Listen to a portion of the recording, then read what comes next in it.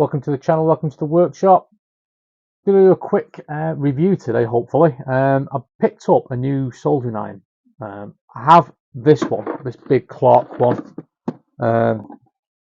which is a traditional one. It's all wired in, works absolutely fantastically, but it's not always practical for doing work on the cars. So when I was in Aldi, I noticed that they did a Ferrex battery powered one, so a little 4-volt one. And it wasn't a lot. I think it was under 20 pounds at the time. So I just picked it up. I've not had an opportunity to use it, so I bought a little soldering kit to just play around with. And I thought I'd do a quick unboxing, and then we'll do. I'll put a small electronic kit together and see how practical it is to use and get an idea of how long it'll last for on a single charge. Hopefully it'll do the whole little kit. But that's it at the moment, so that's what we're going to do. So I'm going to flip onto the overhead, and we'll open the box so you can get in the box, and then we'll do a quick time lapse of me putting the kit together. And I'll give me thoughts at the end. Pretty straightforward, I think. Right, so pop over to the bench. Cheers. So this is what I picked up. So it's a Ferrex soldering iron from Aldi. I think it was about 20 quid. It wasn't a lot that I thought I'd get it because it might be useful for a few jobs. It's being wireless, as I said before, working on the car rather than to drag out that big wire and struggle with that. I thought this might be useful for some very quick jobs. But we're going to have a go at a slightly bigger job to really test it. So let's go through what's on the box. So it's 4 volts, 480 degrees centigrade temperature, LED light. It comes with a small accessory pack. So it's got a stand, USB charger, some solder comes in it. So look at it. So warm up time approximately 25 to 35 seconds. Power rated input is 8 watts. Maximum continuous working time is an hour, assuming that's the battery life on that one. There's a lithium battery, a 3.7, 1800 milliamp hours. So usual 3-year warranty. So let's open it up and see what we've got inside. So inside, get the stand, some solder, the soldering iron itself. I have added the tip onto this because it has been out of the box, it's been charged, so just to give it a good go. And I have used it this afternoon on a job on my camper, so I have had some use out of it already, but we'll run through it properly in this video. That's that.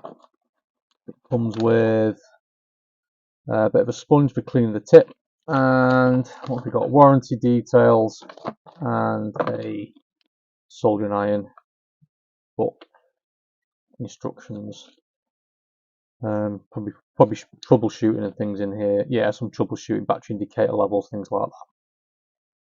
How to replace the soldering tip, and maintenance and storage. So I'm assuming that's going to be pretty much standard for what a normal soldering iron. So sorry, the model number is the CIS36F, if you're interested.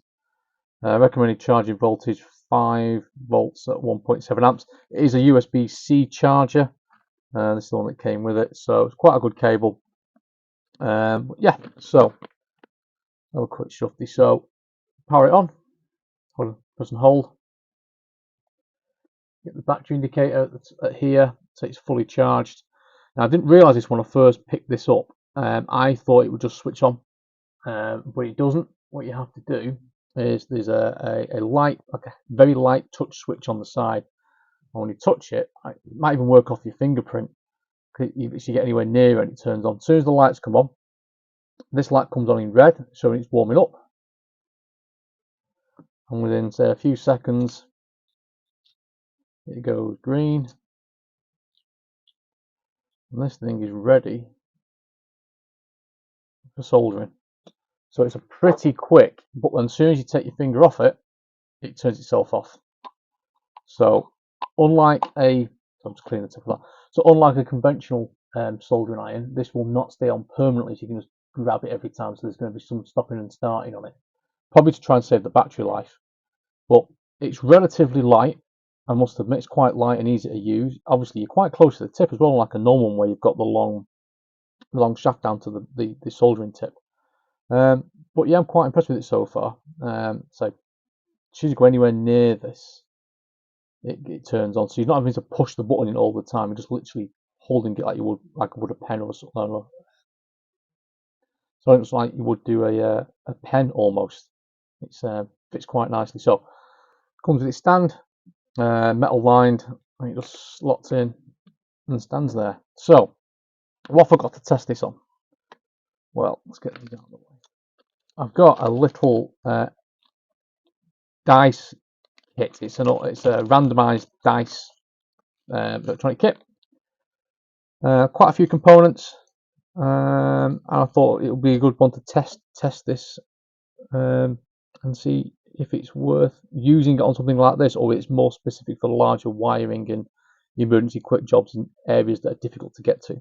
So what I'll do is I think I'll put a time lapse on. I'll put this together and then we'll have a review of how we got on at the end. Cheers.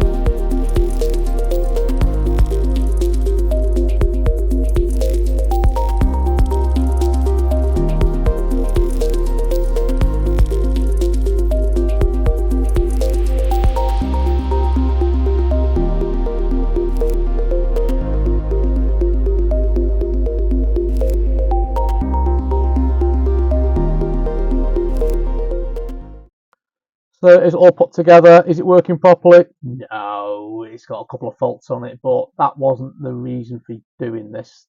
The reason for doing this was to give me a good test of this. How did it perform? Well, did this really well. Would suggest do multiple components at the same time.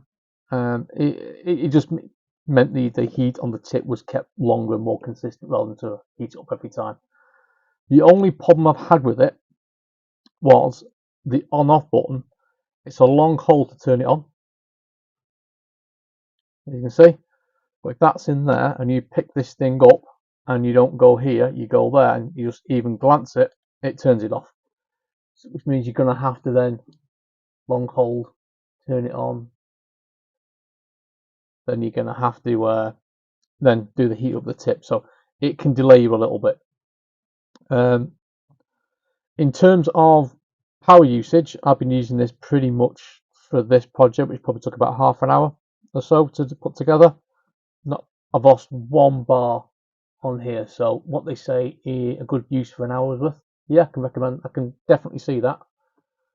Is this practical for doing this kind of thing? For a small project, probably is. If you want a hobby and you don't want the big wire and everything and the full kit, this will probably do a job quite well. What I think I'm going to use this for, though, is a quick job. If I've got an old TV I'm looking at, or a stereo, or a Walkman, I need to change out an individual component like a capacitor, I'll probably break this out much quicker, in and out, much faster, and a cleaner job, I think.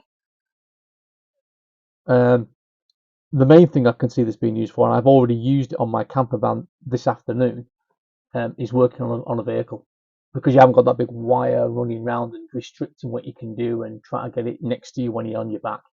This thing is literally, you pick it up, you hold it, you get your charge, so you get your heat build up, and then you're running with it. And you haven't got the issue of it falling over and damaging something else in the vehicle. So for working on cars, this thing is absolutely perfect. But again, this is going to be my go-to for small soldering projects, I think. So would I recommend it? You know what? For the price of it, of 20 quid, yeah, I would. I'd suggest anyone who's got a car or doing stereo refurbs or wants to have a go at soldering, I'd recommend getting one of these. Really impressed with it. So anyway, I hope that was useful. If it was, let us know. If you're going to get one, again, just let us know. But hopefully get some more use out of this. I've got some projects in the Scirocco which will probably need this for some soldering. So thanks for watching. Cheers.